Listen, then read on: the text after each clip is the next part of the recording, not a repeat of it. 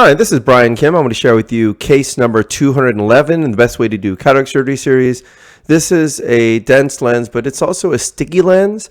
And when I call it a sticky lens, I'm talking about the fact that it's difficult to separate the pieces and it's kind of a large mass of a lens. There's no epinucleus to protect you. It's almost on its way to becoming a hypermature cataract, where the lens is basically one giant mass of epi and endonucleus with cortex, and there's nothing to protect you during the surgery, lens disassembly. But on top of that, it's sticky because the lens pieces don't really separate very well. They like to stick together. And so it's a rather an annoying type of cataract, and you're going to see that here. I'm using the corneal marker, which will help me to center and size the rhexis.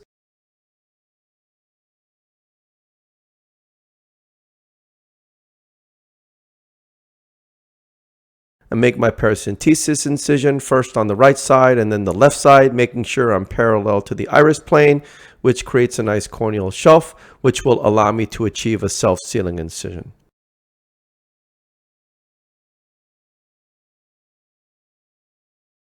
This is intracameral epinephrine, and then some dispersive viscoelastic to coat the corneal endothelium and to flatten the anterior capsule. And this is a triplanar corneal incision. I make a vertical groove, place the blade into the deep part of the groove, tunnel through the cornea, and then when I'm ready to enter, I turn the eye towards me and I go in. And this is the microforceps from Moria. It has a sharp tip, so I'm able to puncture the center, pull down towards me, grabbing the right side of the tear. And because it's such a small profile, you can see there's minimal corneal distortion, even in the subincisional area. I'm able to go around circumferentially, and there's limited radialization forces because of the low profile, small profile forceps.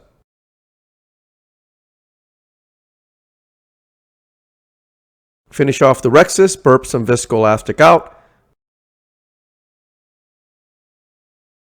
And this is the capsulorhexis hydrodissection technique. I place the cannula under the rhexis edge contra-incisionally, point the tip down, get a nice wave, lift the lens up, decompress the bag, sweeping under the rhexis edge on the left side first, and then spinning it from the right side, and you can see the lens begins to spin rather easily here. Irrigating the surface of the eye, lifting the incision with a chopper, going in with irrigation off to minimize Descemet's trauma. Removing the surface epinuclear material, but you can see there it doesn't come off. So that's a first sign of the sticky lens. Placing the chopper around the lens, hooking the peripheral lens, placing the phakic tip vertically subincisionally, fracturing the lens in half. That is double chop.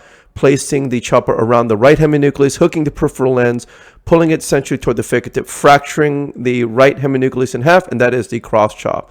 Using some vacuum to lift that first quadrant up, getting the chopper around it, crushing it between the instruments, and then emulsifying the lens pieces.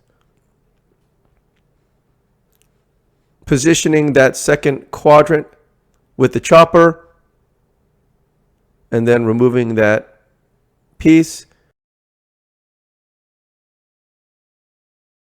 Rotating the second heminucleus in front of me, placing the chopper around the lens, pulling it centrally toward the phakic tip, fracturing the lens. You saw that sudden loss of resistance. Crushing the lens in half, placing the chopper around the third quadrant, doing the same maneuver, crushing the lens in half. Lifting that piece up with some vacuum, which comes out easily, and then crushing the lens between the instruments, and then emulsifying the lens piece. Positioning that piece with the chopper, and then grabbing it with some vacuum, crushing it between the instruments, and then emulsifying the lens piece.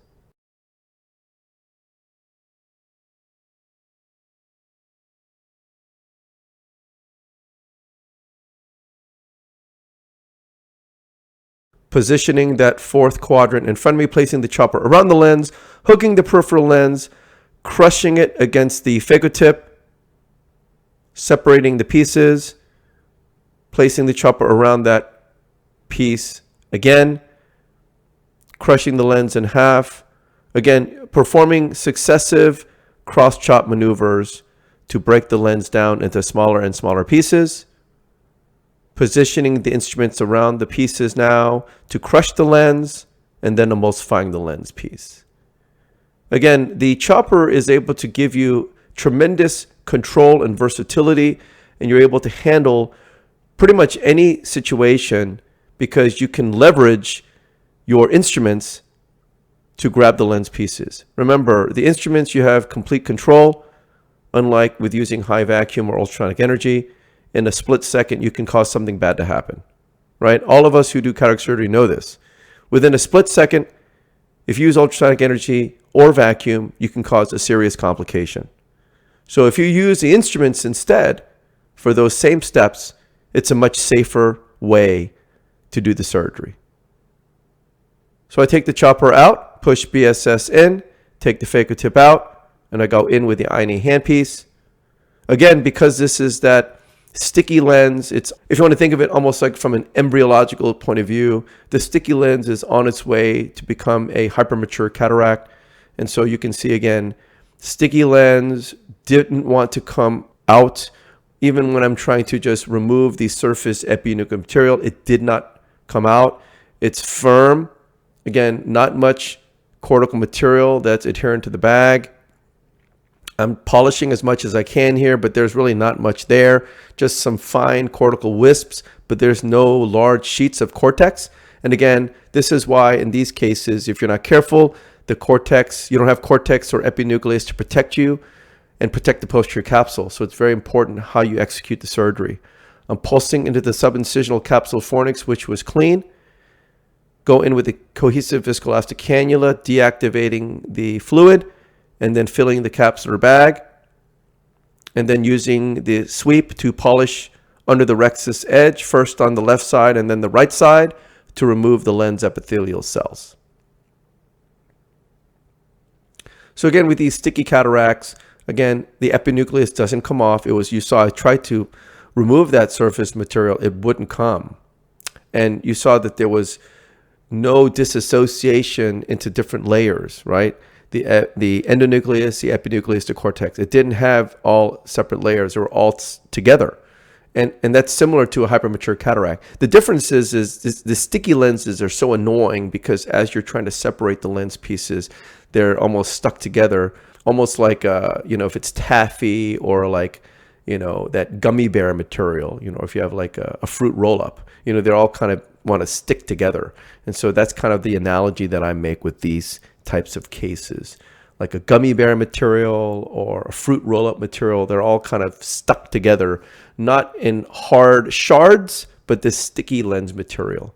So again, underneath the lens, removing all the viscoelastic from within the bag, polishing underneath the rhexis edge. I'll remove the viscoelastic from the anterior chamber, and then I'll hydrate my incision. So again, this is a patient with a sticky lens. Again, probably in between a 2 to 3 plus lens, hypermature cataract, not super dense, but just very sticky. No clear demarcation lines between the endonucleus, epinucleus, and cortex. They're all kind of stuck together. There's nothing to protect you in the posterior capsule when you're removing the lens pieces. Again, similar to a hypermature cataract in that sense that you have to be very careful when you're doing the lens disassembly. That is why you shouldn't use high ultrasonic energy and high vacuum in this context. Remember, as I've always said, high vacuum and high ultrasonic energy can cause you to run into trouble if you do it the wrong times. Just like a chainsaw, if you do it wrong, you can cut your hand off. But when you use an instrument like mine, if you want to think of it almost like a handheld axe, you have much more control because you're using your hands to do it. When you have the machinery to doing some of the things you want to do, yeah, it can be efficient, but at what cost? But if you use the instruments like I do, you have tremendous control. You're able to reduce the corneal endothelium to exposure to damage, again, reducing ultrasonic energy, keeping the bevel away, again, using less vacuum, which will, again, less likely remove the viscoelastic that's coating and protecting the corneal endothelium. And this is why I feel like this is the best way to do cataract surgery. And this is why I have consistently clear corneas even post-operative day 1. So I hope this was helpful to you, and I thank you for your attention.